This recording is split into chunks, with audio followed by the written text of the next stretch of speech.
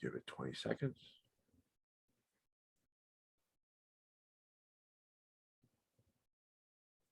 Also, Dean, it's Reclaimers Vintage Toys. I'm sorry. Oh, I got it. Yeah, you said Reclaimers Toys on the last Oops. one. It's okay. How dare you?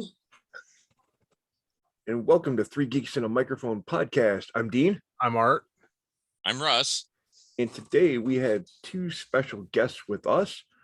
Our first special guest is Mr. Matt Swaford from Reclaimers Vintage Toys. I will get this out one way or another. Welcome, Matt.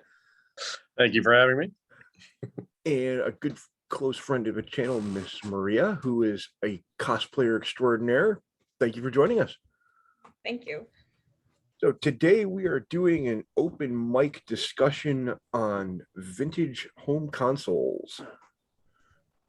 So let's start round robin. Art, what are your memories on this? Favorite memories, man, I don't know. Always being a huge fan of Pac-Man. I tried to play it on any console or any place I could find it. But my two favorite consoles from back in the day were the original NES and the Atari 2600. What was your first console? Atari 2600. Matter of fact, I've got one I fully restored not too long ago. I think I posted pictures of it on Facebook. But Nice, very nice. Maria? Let's see. Well, I guess Atari is the first one that I had growing up when it came out, and then when a little older, Nintendo came out. It's weird because now, like with my kids' stuff, I never owned a PlayStation. My kids don't own a PlayStation, so I can't really compare anything to that. But Nintendo Switch and Xbox and Oculus. So spoiled. Anyway, the Nintendo will always be the most simplest and easiest, and I like it. So yeah, that's my take on it. Very It's cool. like I don't know. I guess if you play something long enough, it becomes part of you. And growing up with Nintendo, it was just like not even thinking you could use those. You know, it was just part of you. Okay. Matt? My first console was a Atari 2600. My favorite console is definitely the original NES, the 8-bit, the Super Nintendo being a close kind of a junior varsity favorite. As far as modern consoles, currently I have a Switch. That's really it. I still have my Xbox 360 that I played a handful of games on for years. Before that, I had a PlayStation 2, Nintendo 64. I was never a Sega guy, so I'm pretty much team Nintendo and Xbox. Russ? Oh, let's see. Well, if you count the Pong machine that my family had before I was born, Cool. well, I guess I was probably pretty young with it, but Atari 2600, I still have mine, or the family one. And in fact, I probably have about 3 or 4 of them. And then the NES, and then I kind of, again, I have probably 5 or 6 of the NES machines, including one of the awesome top loaders that never fail. Then after that, I kind of went video game dormant until PlayStation. And then, yeah, I have no modern machines at all. PlayStation, and I did get a Nintendo 64 just to play GoldenEye. Okay. That's the best reason to. Well, when I was born, I was a preemie and I had eye surgery, and my hand-eye coordination isn't the greatest in the world because of that. So they say. So the doctor had told my mom that one of the best things you can do to improve hand-eye coordination are video games. So upon hearing this, my aunt and uncle went out and for Christmas one year, I think it was 1980, bought me an Atari. full disclosure, it was actually a Telegames, which was the Sears version made by Atari for Sears. My grandmother worked for Sears, so she could get it, at cost. So that year I got my Atari and a ton of games. I still have all the games.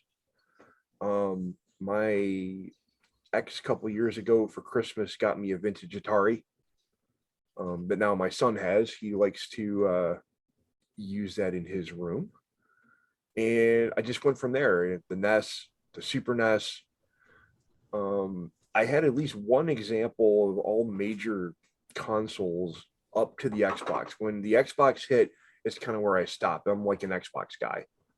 I never had a Switch. I had an N64, which is about as far, or and a GameCube, which as far as I went as far as Nintendo goes. But moving forward, as soon as the original Xbox hit, I never looked back. I did have a PS2 for a hot minute, and I had a Genesis just for Golden Axe, for no other reason. I played Golden Axe, beat it with my buddies, and then I think I traded it for something. But yeah, a lot of memories with that. At least the initial one. So going through the systems, it sounds like everyone here had an Atari 2600. Oh, absolutely. Favorite game on the Atari 2600? Not Pac-Man. What was the jungle one? The jungle one. I don't remember the name of it. Pitfall? Pitfall, yes. Pitfall and Donkey Kong at like hours. Okay. Yeah, definitely for me, Donkey Kong is definitely one of my favorites. I'm going to say Phoenix was my favorite Atari game. Okay. Yeah, it's similar to Galaga, but way better. Russ? There's one Moon Patrol that I really had fun playing. I also like Enduro, the Activision race car game. Mm-hmm. It's like the first one I actually beat, where you get a little trophy in the corner. But go ahead. Sorry. There's also was Berserker. I just love that, just watching the guy die. I had three. My three favorites were Frogger, Lock and Chase, which a lot of people don't remember. It was like a Pac-Man clone, and sadly, Raiders of the Lost Ark. Oh man, I had Raiders, and I was a dumbass and never read the instruction manual, so I didn't realize you needed to use the second controller to access the inventory. This is why I could never get very far in it, because I never knew how to figure out the inventory. Oopsie. That's good to know. I have that game, and I've never had the instruction manual because it just came in a lot. Mm-hmm. And I've never tried really to play it hard enough to, I pop it in, turn it on. I'm like, okay, whatever. Turn it off. And it's like, oh, like ET. Oh God. But yeah, to actually get it to play it correctly, you have to use the second controller to access the items in these inventory, which I never knew until probably about 2 years ago. I never knew that. Yeah. So out of all the consoles that we've owned over the years, what's your favorite and least favorite? The Switch is the least favorite. Least favorite. Least favorite. Granted, we have that what did they call it? The Condrift, and we need to get those replaced, but I could never get a hang of those. So I never, I'd start playing the Switch or even play it with my daughter, and I hated it. I can't, and maybe it's because it just makes me feel old. I don't know. It just doesn't make sense to me. Well, that'll make you hate it. I'd say my least favorite console now is the 2600, because it's just, I've tried playing it. I've got an emulator that has I think there's like 12,000 games on it, and pretty much from every console. And I've tried playing some 2600 games, and even my favorites, they're so primitive that it takes me out of it really fast. I'm only entertained for about 5 minutes, and then it's like, okay, now what? And it's hard. If I had to pick something else to be a least favorite, I'd say the Xbox One, or the first Xbox. The original? Yeah. Hmm. I did not care for that console at all, Interesting. other than Halo. But Art Oh, least favorite console. that you owned. I would have to say the Master System, the Sega Master System. ColecoVision and Intellivision are really close behind that. The only reason I even got those is because I like the Tron. I love Tron games because of that one handheld I have. But for a long time, I actually stopped playing my consoles because you go to an arcade and the graphics were so much better in an arcade system than they were on a console. And you go home and you play the same game on a home console, and it was really disappointing. I mean, yeah, you kind of had better controls with like the NES controller or the Sega Genesis controller, but the graphics, I mean, they really sucked. You know, like Frogger on a 2600 or even an NES versus what was in a cabinet, an arcade cabinet in an arcade. Two totally different worlds. Pac-Man on an arcade was way better than anything on any console at home, except you had to keep putting quarters in. Right. I think we lost Russ. Uh-oh. So Are storms going by where you guys are? Because we've been raining all day too. I don't know Yeah, if it's that's- pouring here. well, Russ mentioned they were having some power problems where he's at, so hopefully he can reconnect to us. So I don't know, my least favorite, probably the Atari 5200. Although it had one of the coolest games on it. It was my God, I can picture the box. Star Master, was that the name of it? It was essentially a flight simulator. You had crosshairs in your reticle, and I don't know if you've ever seen the controllers for the 5200, but it had more buttons on it. It had a number pad, and you would put this overlay over the controller that had different functions. So to go into hyperspace, you would press like the 5 key, or to dock with your ship for repairs, you would press this key. It was really ambitious for its time. It's just the graphics were better than the 2600, but they still weren't there yet. But you still it felt like you were flying in space. wow, Whoa. I went flying in space. And it was one of the first it was one of the first games I had ever played where you actually had to take into account things like your power level of your ship, because every time you would fire your lasers, for example, your power level would go down, and then it would take time to recharge back up. If you fired your guns too often, they would overheat, and then you were vulnerable. Huh. This was one of the first games I've ever played that was like that. Russ just texted me he lost power. Damn. Okay.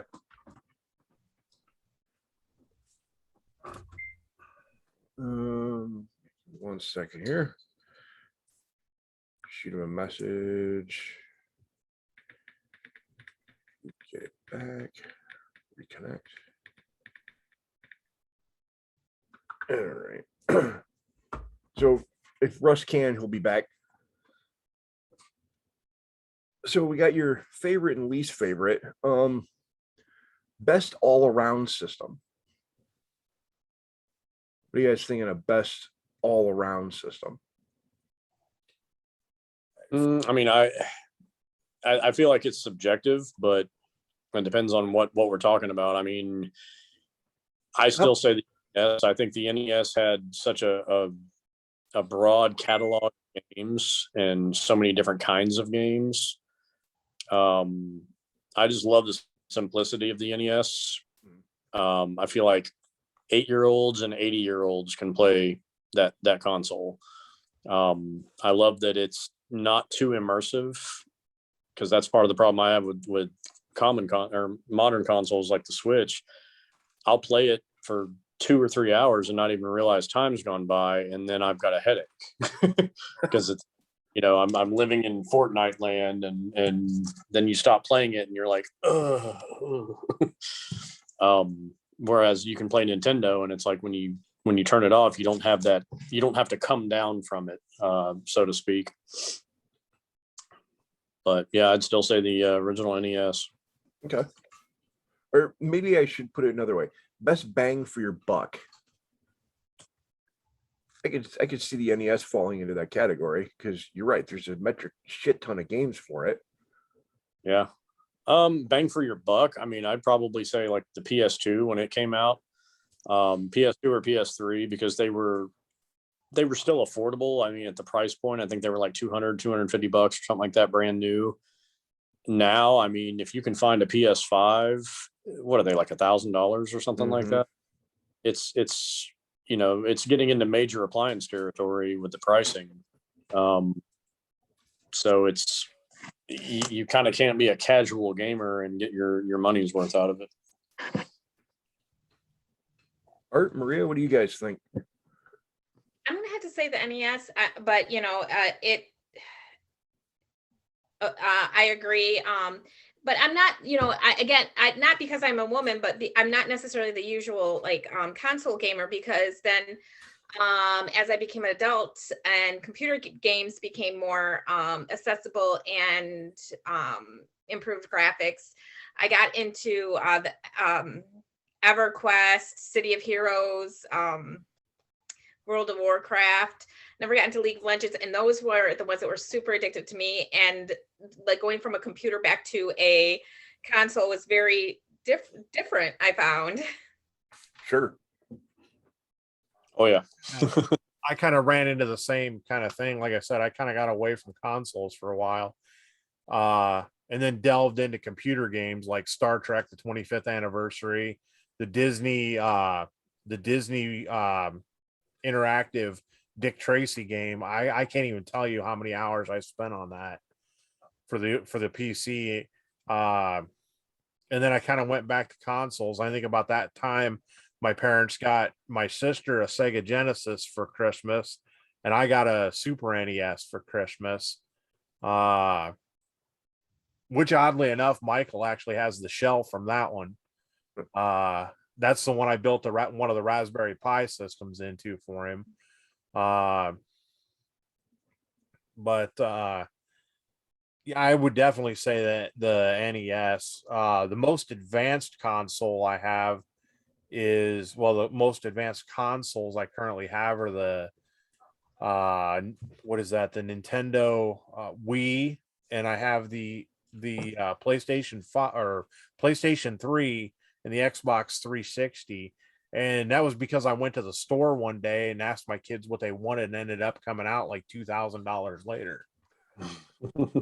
Oops. It's nothing worse than having kids and they start looking at you with those big eyes, and they're looking at stuff, and you're like, okay, put it in the cart. Well, you're going to need rechargeable batteries, and get that game too. And this has a sporting game with it, so go get the Wii golf set and the tennis thing, and okay, you can have that too. And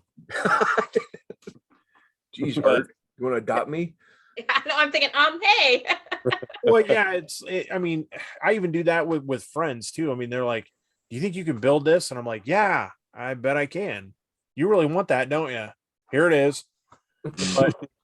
But no, actually, I mean, anymore though, I do Raspberry Pi systems, and the most recent one that I've been playing with is this mini Pi 4 kit. ETA Prime actually did a really good review of this, and I don't know if you can see it. There it is. But I'm actually going to gut one of these and stick it in an arcade cabinet here pretty soon. That's got a 1 terabyte solid state drive in it. But again, I mean, I would rather play, for the most part, if it's not an arcade game, I'd rather play an NES game because you've got a controller that looks like this, as opposed to some hellish monstrosity that looks like this. I don't know. I mean, I forgot about when you mentioned like the Wii, the Nintendo Wii, as that came out, and how different it was and how different it was considered. Now it's not so much, but how it became, our consoles became more interactive and less sit in front of the TV and play. Yeah, and having kids, I kind of found too that they would spend hours in front of them or a PC game. And I actually asked them one day over dinner, I was like, well, you guys like video games? And this is actually how I got into the Raspberry Pis. I think Dean asked me about this during our last gaming video. We kind of started to delve into it, or it was Russ, I think, that asked.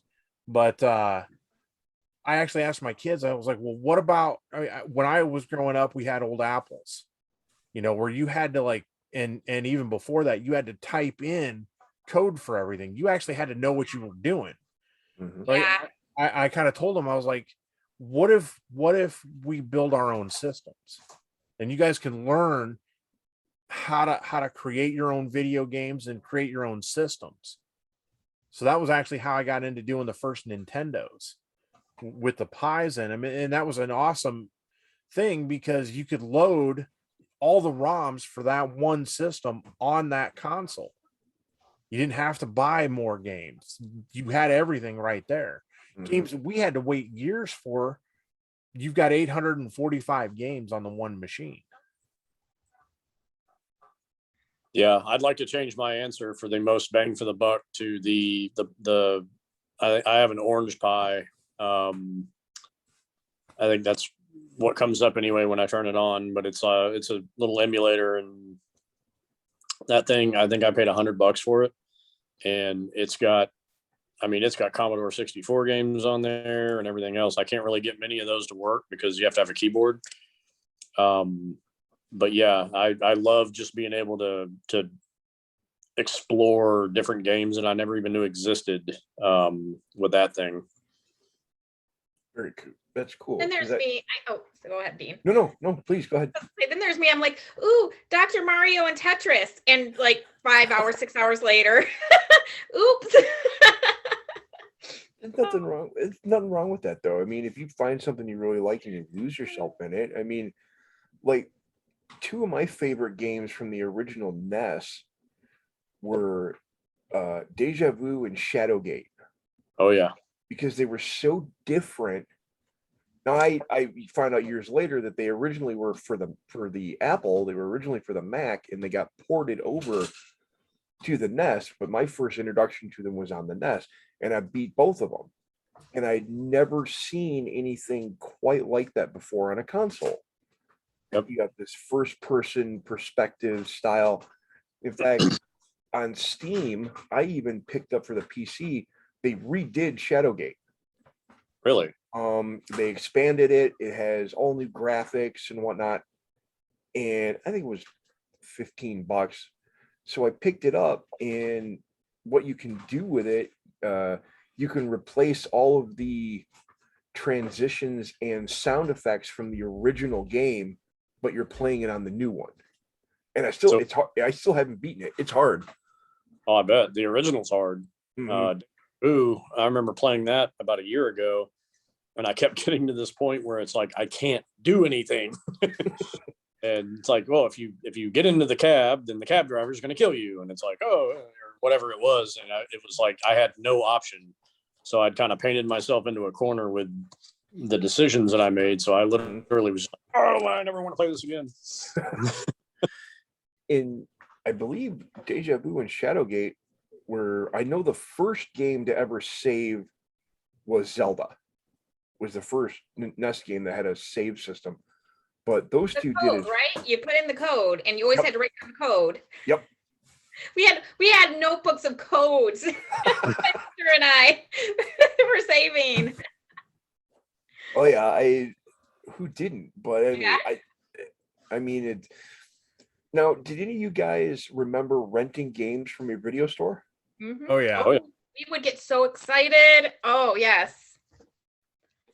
So Who else with their like if you had the rental store where you could trade games in, who else got like super excited because you were like, oh my God, I'm going to trade in like Mario and Duck Hunt and I'm going to get like this $50 game and it's going to be awesome. And then you show up and they're like, yeah, I'll give you like $1 for it. I've got 12 of them over there, you know. You see, our local video store that you couldn't until Blockbuster came on the scene.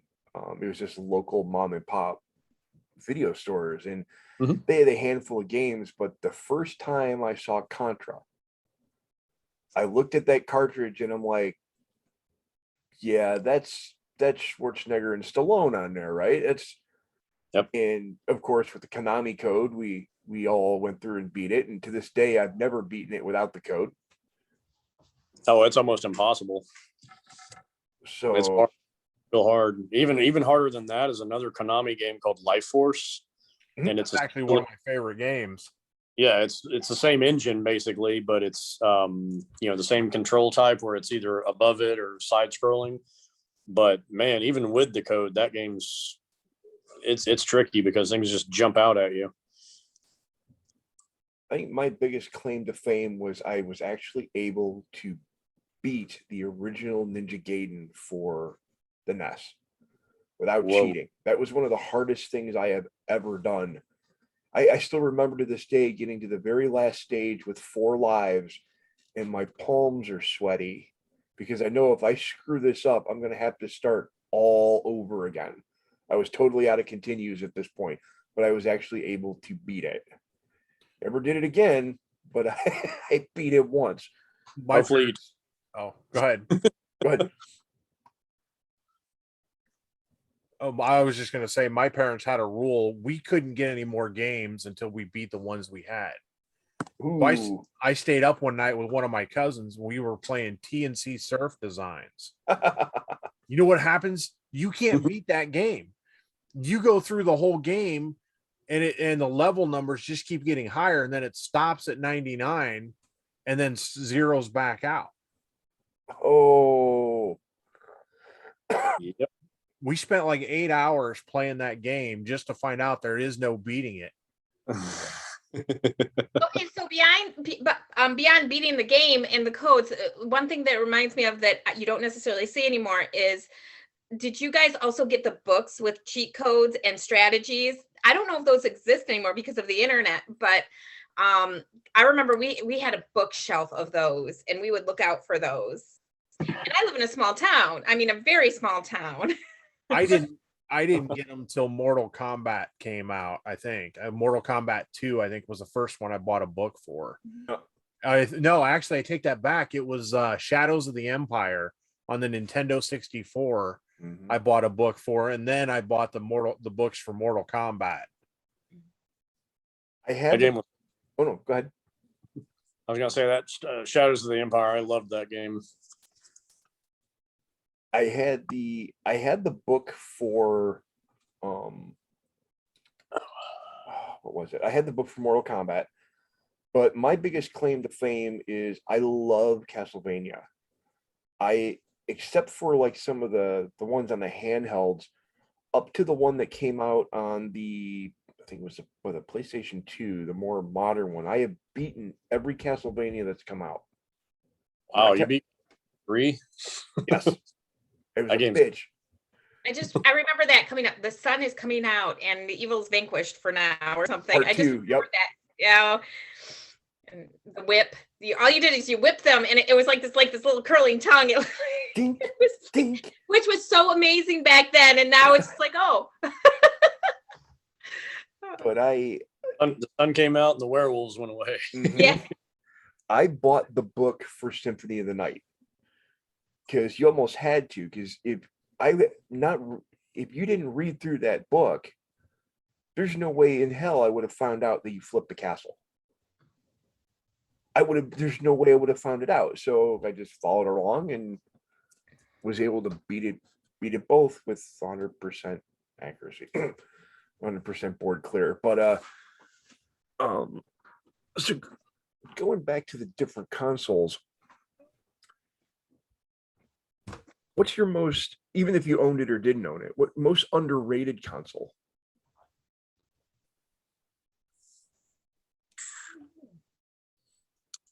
I'm gonna say the Sega Dreamcast.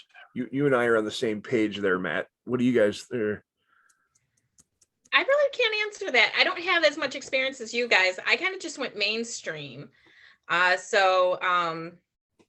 mean, like Sega Dreamcast, I've never even seen one. And you guys probably have owned like 10 of them. So I don't know. That's how underrated it is. You've never even seen one. Right. I don't know. There are times I almost think either the Nintendo 64 or even the GameCube. The GameCube was too short-lived. Yeah. It was very short-lived, wasn't it? It was only like a couple of years, if that, maybe 5 tops. Yeah, Yeah. yeah.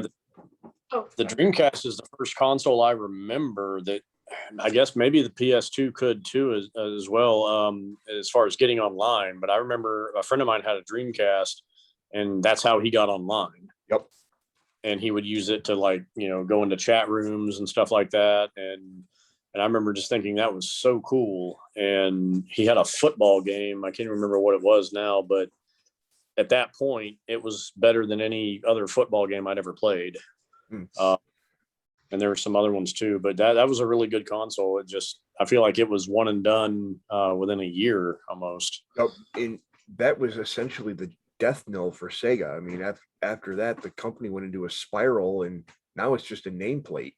It doesn't even exist as an actual company anymore.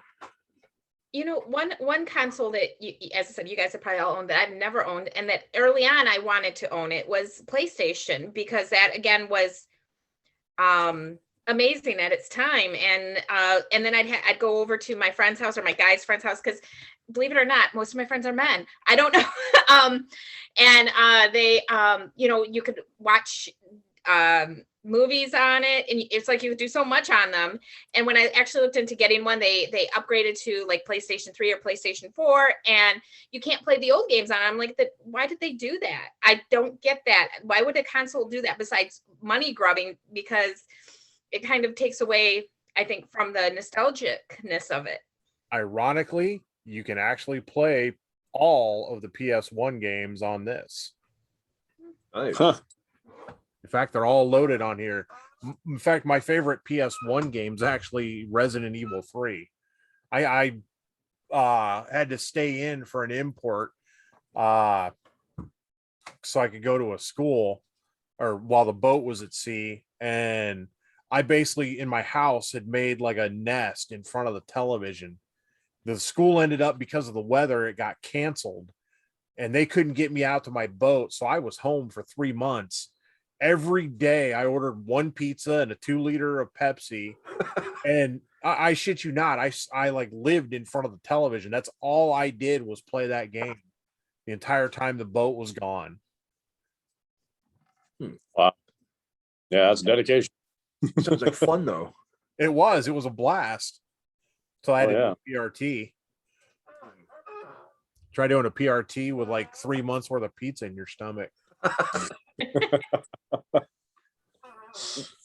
No, I'm one of the guys. I did have like I said, an original Xbox, and a PS3. I'm one of the lucky ones that got red ringed, and I ended up sending my 360 in 3 separate times for them to fix it, and it never got fixed. It would work for maybe a month, and then it fried again, and then I just took it apart. So I don't know, the home systems, they comparing new or old to new. I mean, let's face it, an Xbox One, it's a computer. There's no other way to look at it. I mean, under the hood, it's running Windows X, or I think it's running Windows XP. Yeah. If you strip it down, it's running the XP kernel. Do you think it'll get to the point where I think what Microsoft wanted to do with that is it wanted to have like a one-stop shop for all you could stream movies to it, you could watch Blu-rays on it, you could do everything at once. If you remember correctly, you were supposed to be able to hook it up to your cable and use it like a cable box, but it never worked right. At least mine never worked right. So do you think they've gone too far? Should they pull it back a little, make it more simplistic? Or I think with technology, it's Pandora's box. There's no going back. I mean, I feel like it's only going to get more absorptive with technology. Yeah, I can't see them ever backing off on that. Soon it's going to be like, when you buy a PS6, it'll be like having an Alexa, and it'll make breakfast for you and tell you what the weather's like outside and everything else. We should be so lucky. So I mean, I want an Xbox Series X, but with the current chip shortage, I mean, it was bad because it launched last year and you can barely find them. But for those that don't know, I guess I think it was earlier in the year, a chip factory in China burned to the ground. And now we're starting to feel the effects of a global chip shortage. And it's not just computers, it's everything. I live near the Detroit area, and Ford and GM are having a hard time getting new cars and trucks out because they can't finish building them because there's no chips. There's no microchips. That's why I'm trying to put 1,000,000 miles on my Acura, like Al Bundy. Not going to affect me.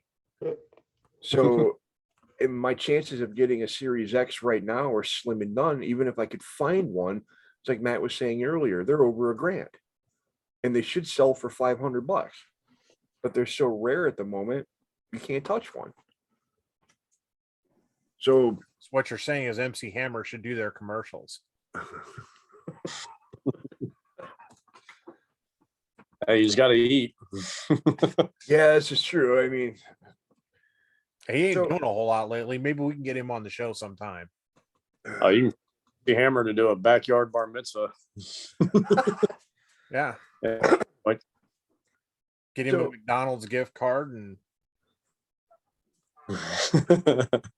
hey, you want your Home Depot gift card, you better dance for my kids, MC Hammer. And you got to make sure you wear those crazy ass fucking pants. That's right. That's part of the deal. That were once considered hot then, so right. Yeah. I mean, so when you guys got your consoles, were they like Christmas presents, birthday presents? I mean, do you remember the moment like it blew your mind that you got it? You know what I'm saying? Like, there's pictures all over, the internet. Oh, look at the look on my face when I got my Nintendo, stuff like that. Do you have a moment like that? I think for like the ones that my parents gave me and my sister, of course, we had to share growing up. So they were birthday presents. What's funny is my ex-husband for a birthday surprised me with a Nintendo Wii. And then when we got divorced, he took that Nintendo Wii, and I barely played it at the time because I had babies. I had I was going back to school. But it was just interesting. So I'm like, ooh, yeah, thanks. And then also I was heavily into computer games too. But generally, yeah, I guess they were always like, we looked forward to when we asked for them. Nintendo was very inexpensive too. So all our friends played it. That when the NES came out, it was, I guess it was kind of expensive, but it was more affordable than, let's say, the Sega and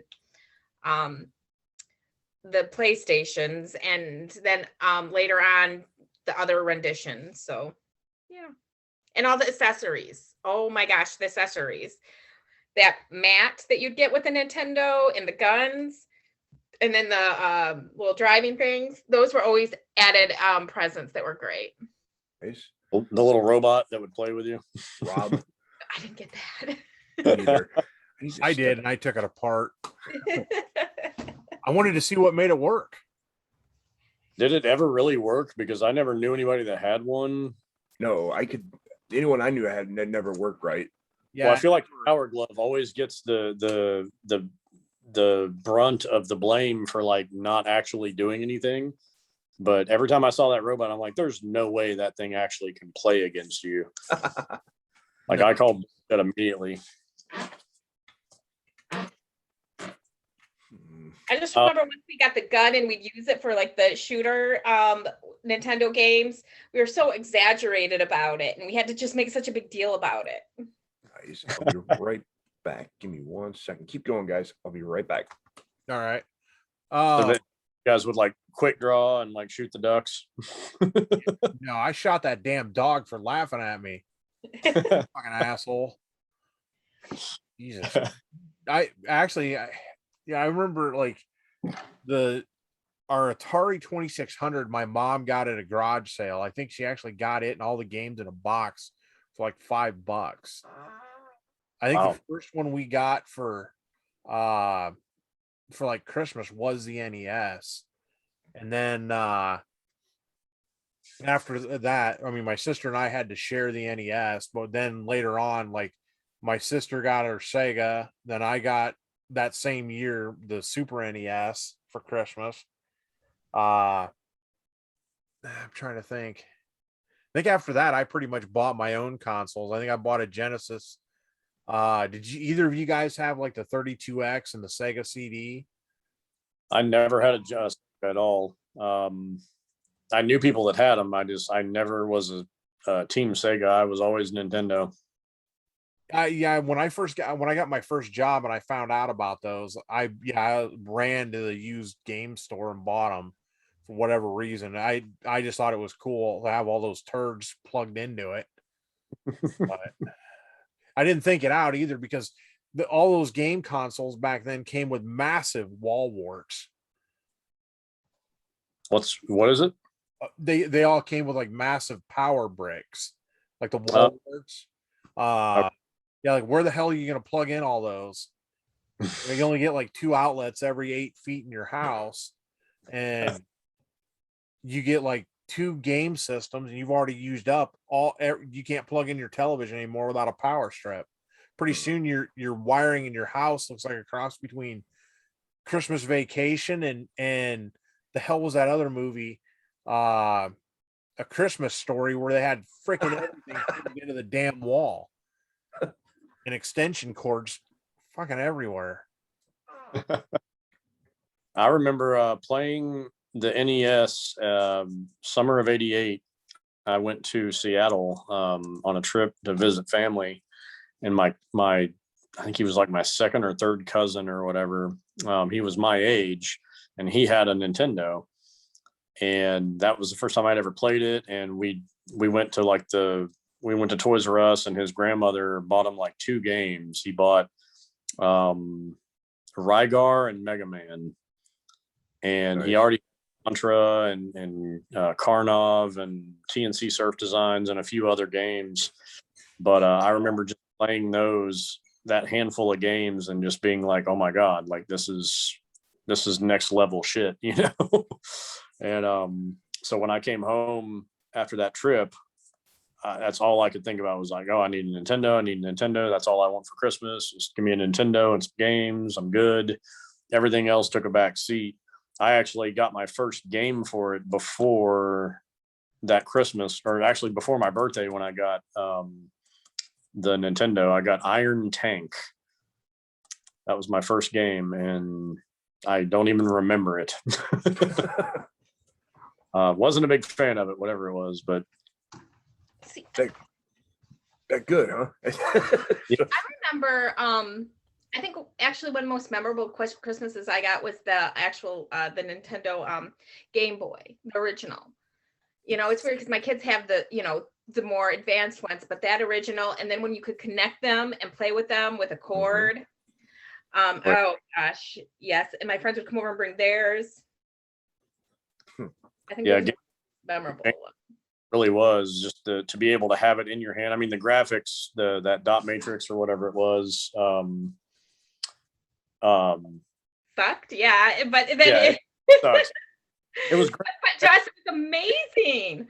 Well, it was like, yeah, Tetris, Dr. Mario. Like, I feel like those were really the great games on Game Boy, but like trying to do anything that was really like some platform jumpers were fine too, but like I remember playing some games on Game Boy where I was like, oh man, like how do you even do this? But having it in your hand, being able to play in the back seat of the car and stuff like that, it was great. Exactly. Except for the battery part. That was awful. Yeah, that sucked. Did you ever get so mad at a game though you threw your controller?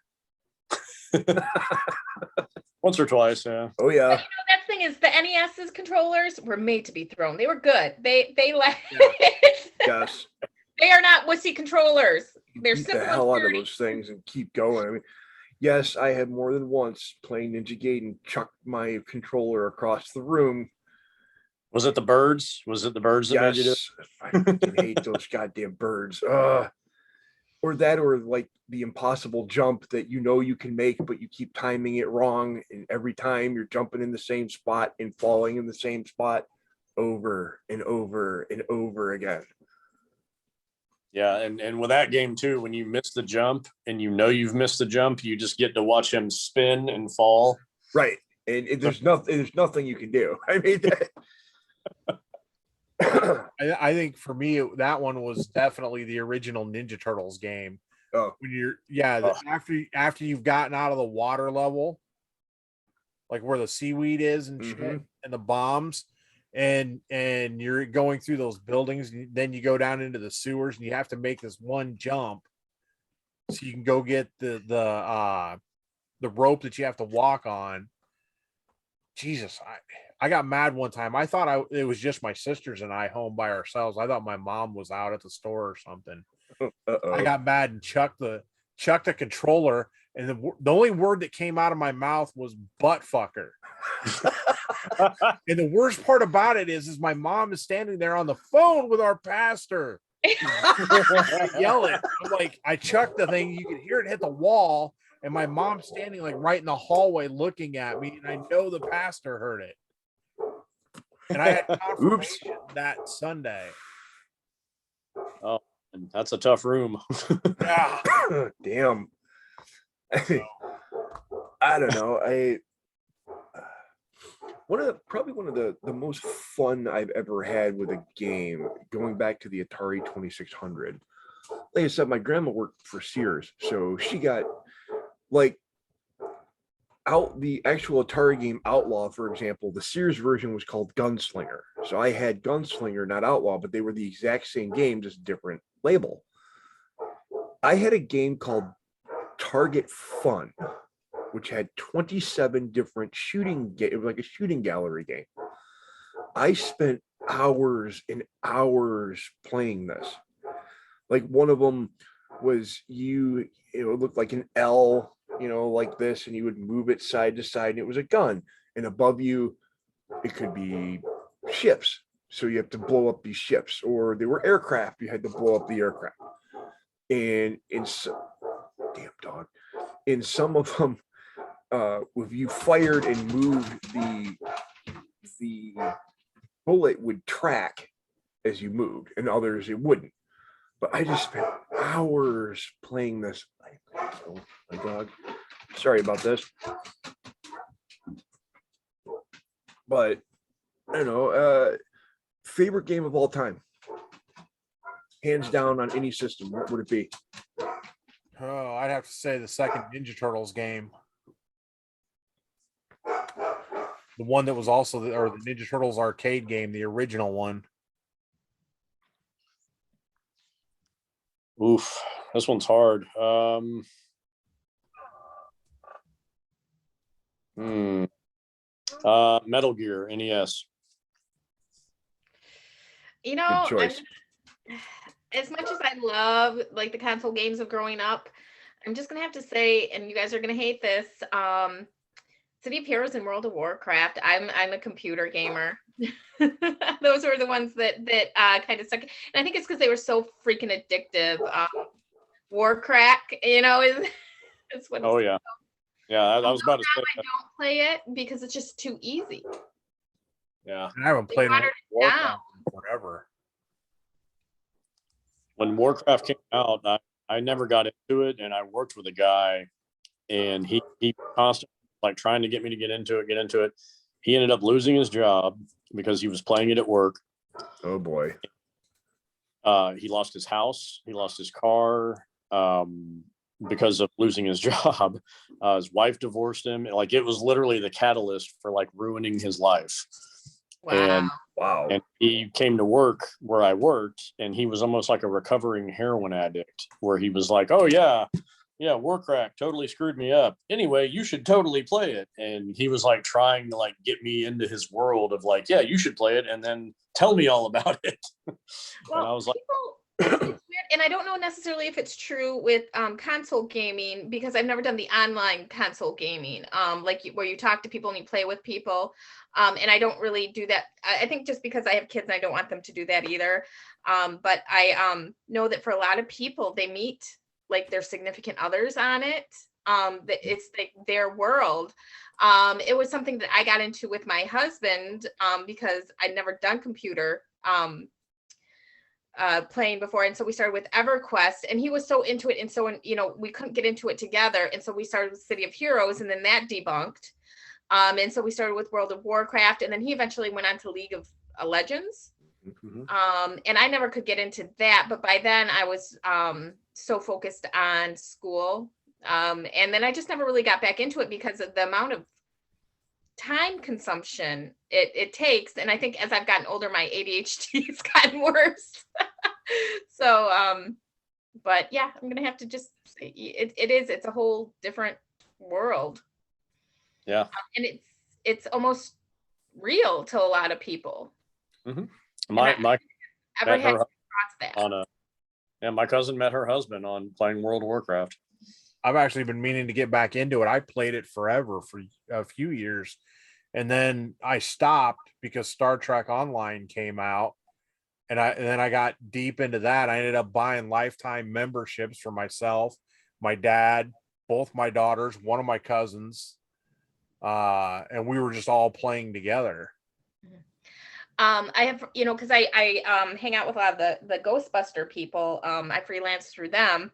I know like one of them, he moved from California to Michigan and moved in with a woman and lived with her for many years, and they met at World of Warcraft, and then he swore it off. He's back on it now, but and then when another friend who broke up with his girlfriend, he did the Star Trek Online, and that's kind of helped him get over his breakup. No.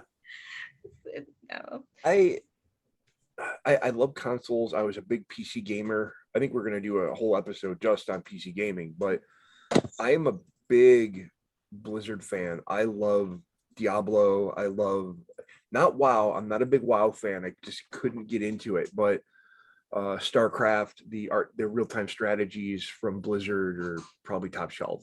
I was going to say I want to change my answer because I thought we had to pick a favorite from our favorite console. That's why I picked Metal Gear. But yeah, StarCraft, the original StarCraft is my favorite game of all time. Okay, well, let's break it down then. So consoles, favorite console would be, or favorite game on console would be Metal Gear. Favorite console game honestly would be Borderlands 2 on 360. Okay. I've played that game probably a total of 8 months out of my life.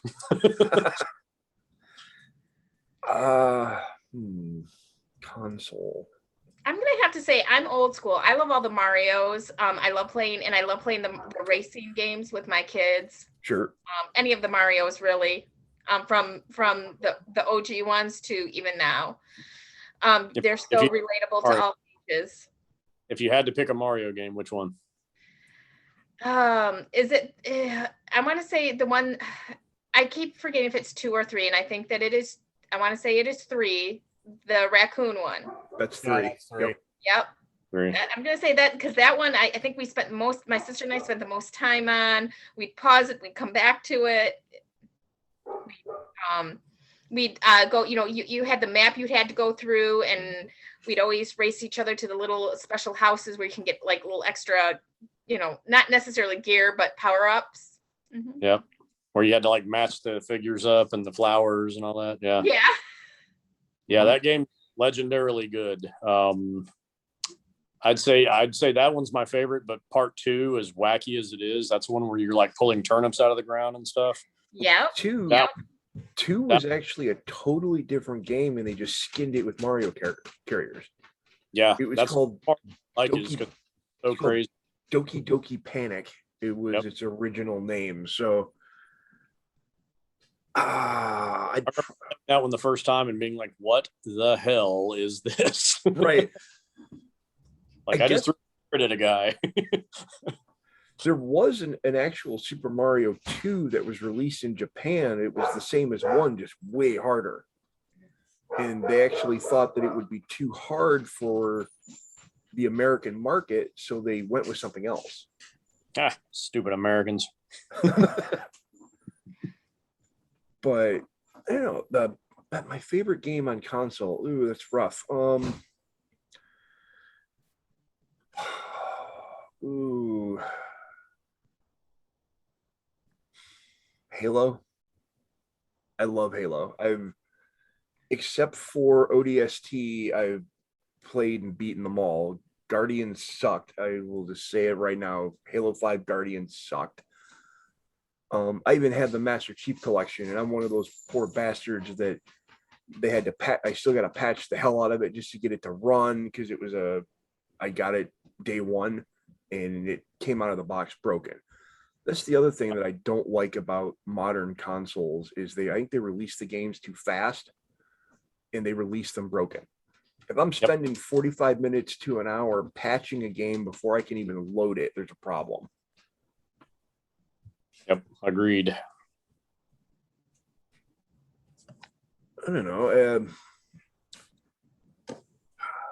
If you could go back in, if you could only have one console from your past, only one, what would it be? Hands down, NES. Yeah, NES. Yeah, I'd say that too. Art? NES, because I could tear it apart, throw a Raspberry Pi, and make it every fucking console I ever wanted. All in one. God, whenever you say Raspberry Pi, it makes me crave pie. My daughter this morning, she's just like, Mom, let's have pie today. So that's just weird. Now you just keep saying pie. And I'm like, dang it. Well, yeah, it's like when you were talking about Mario, like with my kids, my oldest loved Mario Party. I think we played Mario Party 8 for months. And then they discovered, like I said, the online games. And before that, it was like PlayStation 2. They were playing the SpongeBob games on the GameCube and the PlayStation. But yeah, I think Mario Party 8 was definitely the one that they played the most. But me, it was like because of one of my cousins, we played Ninja Turtles the most, or a lot. My all-time favorite console game would probably be Resident Evil 3, but it's kind of tied with Mario 3 and the Ninja Turtles arcade game. Okay. I just remember one. It was a Nintendo one. And I think you guys probably, if I describe it, you might know it. The one where a bunch of teenagers go into a mansion and it's this mad scientist and it turns out to be aliens. Maniac Mansion? Yeah. Was that what I'm thinking? Maybe it was Maniac. Let me look. But it was like one of the first type of games of its kind. It kind of like, a mystery house. I loved that. See, I'm one of these morons that actually played and tried to finish Friday the 13th for the NES. And that was just brutal. That and A Nightmare on Elm Street for the NES.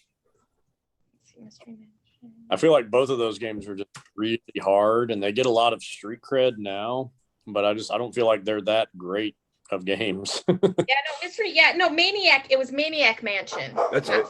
And it. Oh my goodness, yes. Like now, like I wouldn't be able to handle it. I'd be like, oh, like you want some throwing contests? I'd be like, this is fuck it, But, no, oh God, yeah, 1987. Yes. Oh God, I remember that when it came out. I was so disappointed when we defeated it. But then, yeah, and I also remember my sister, I got so excited because we'd rent from the video store and we get like Friday the 13th and stuff. And we'd be campers in a cabin trying to find Jason. Yeah. You know, Maniac Mansion was a TV show too, right? No, I didn't know that. It was created by Eugene Levy, the guy that does Schitt's Creek. Ah. Yeah, he created that for. I don't know if the game came first or the TV show, but there was a TV show. It was on I think it was Canadian, and then they it was like ABC, the Family Channel or something like that used to air it. Yeah. Yeah, because growing up, my dad didn't believe in cable. We lived in the middle of nowhere, in a small town, Midland, if you've ever heard of it, actually Sanford. And we got 3 channels, and we had the little antenna that we had to move around. So, and on clear nights we might get in Fox 66. Yeah. So we liked our video games. See that?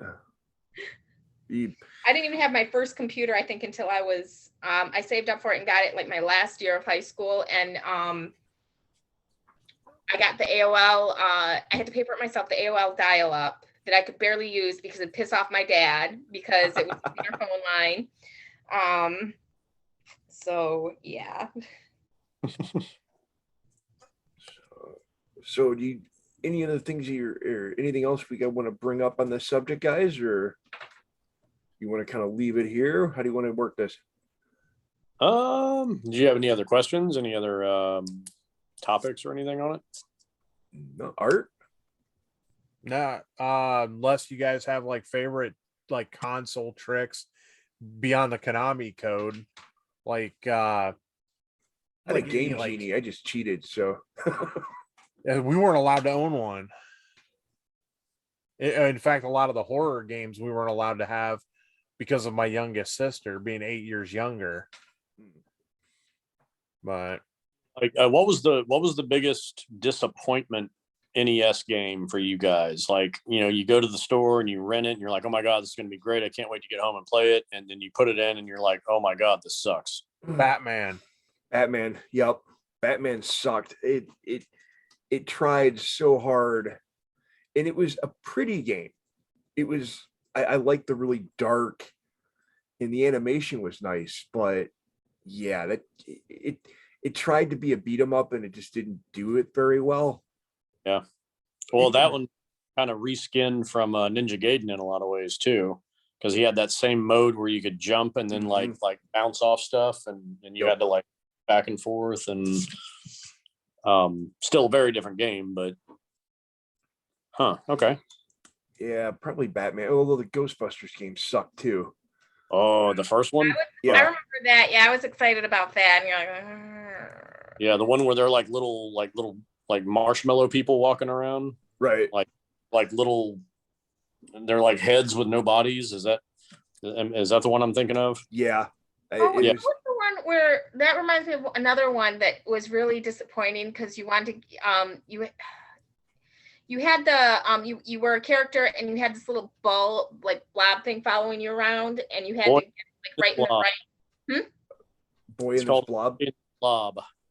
Yeah, it was just like, oh God, it was horrible. And it could turn into things, but that was a really hard game. Star Trek 25th was actually pretty disappointing for me, and so was the Dick Tracy NES game, because I'd already played them and beat them on the PC, and the graphics were miles away better. Yeah. I actually like the Dick Tracy NES game, but yeah, I can see where if you've played a better version of it, that it would suck. There were actually like I think there was a couple of versions for the PC that were released, but the Disney Interactive one was by far the most polished. Nice. I know as we went along, and Ninja Gaiden 3 was really bad. It tried too hard, and it was once you start getting the ghost of yourself where you could have 2 and 3 of you stacked, it became too easy. Because one slash is like 3 hits. So I could stand in front of a boss with two of myself stacked on top of me and just whack it to death, and you're done.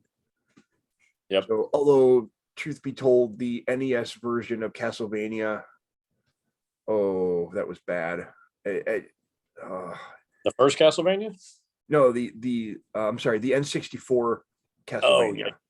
Okay, I was about to say, agree with you there.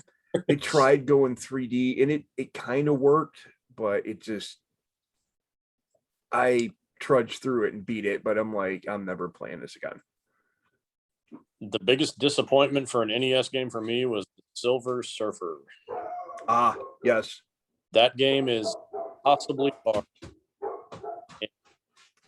I remember looking at it and just being like it's cool. Like you get to be a super doing Silver Surfer things and fighting supervillains, and that's not that game. That game is, they can't even decide what to be, and there's constantly things attacking you. You know, another runner-up for me would be Mad Max for the NES. Yes, that game is they should call that Mad Max running out of gas. Yeah, that sucked. That's really all you do in that game is ride around and run out of gas. Right. And my God, if you touched anything with your car, I mean, it goes from perfect to being junked by just touching something. Yep. Although probably the biggest disappointment was one of my favorite arcade games of all time is Spy Hunter. And they came out with Spy Hunter for, what was it, the NES? Yep. And it was just a lousy port. I mean, it was so unstable. It was just too hard to play. Yeah, that one really blows. Damn it, I just had another one. What'd you say before Spy Hunter, Dean? Mad Max, Spy Hunter. No, pretty much any movie. Some movie games were okay, but almost any movie related property game for the NES, Total Recall comes to mind. Ugh. That's an unplayable game. RoboCop At least tries to be as good as the arcade. It's clunky. Very clunky. Anything by, what was it, LJN? Yeah, Star Wars. Yes.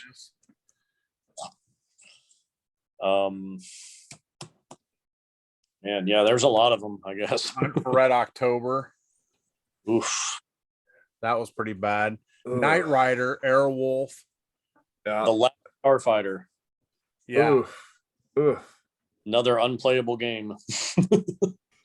Sometimes I wonder what they were thinking, but I don't think they were. They just got the license and slapped something out so quick just to get it on the market. But I will say, based on our just conversation we just wrapped up, though, the Top Gun game was enjoyable until you had to refuel or land. yes. And the sequel was, no.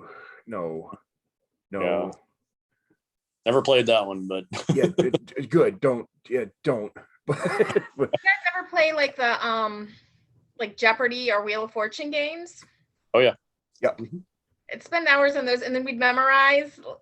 I mean, you get to the point you memorize the answers, and you feel so smart because you memorized them. Yep. Especially the Wheel, and it's like, oh, I know what this is without even turning one letter.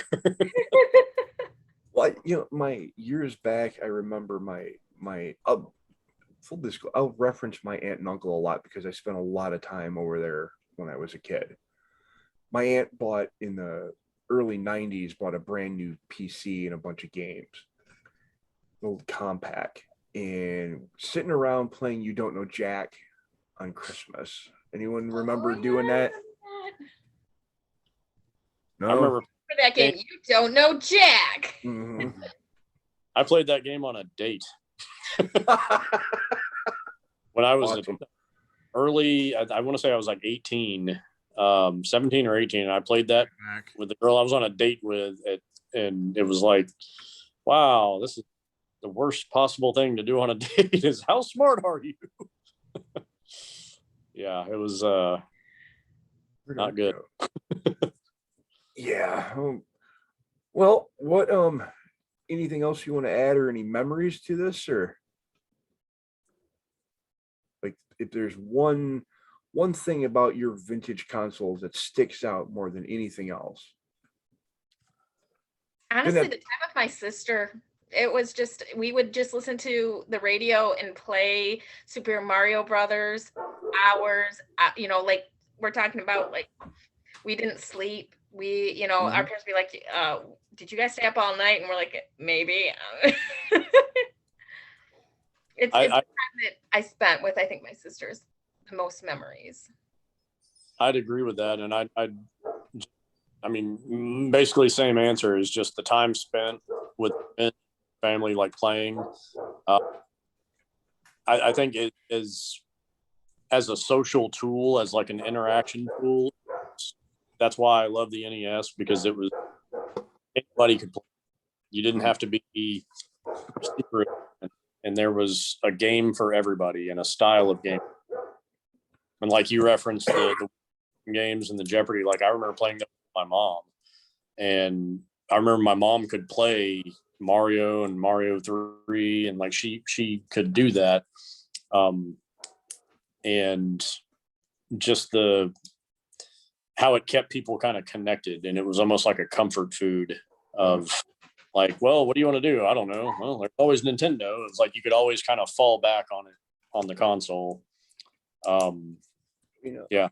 I remember my cousin had a NES, and so did I. My cousin was 4 years younger than me. He was born in 80.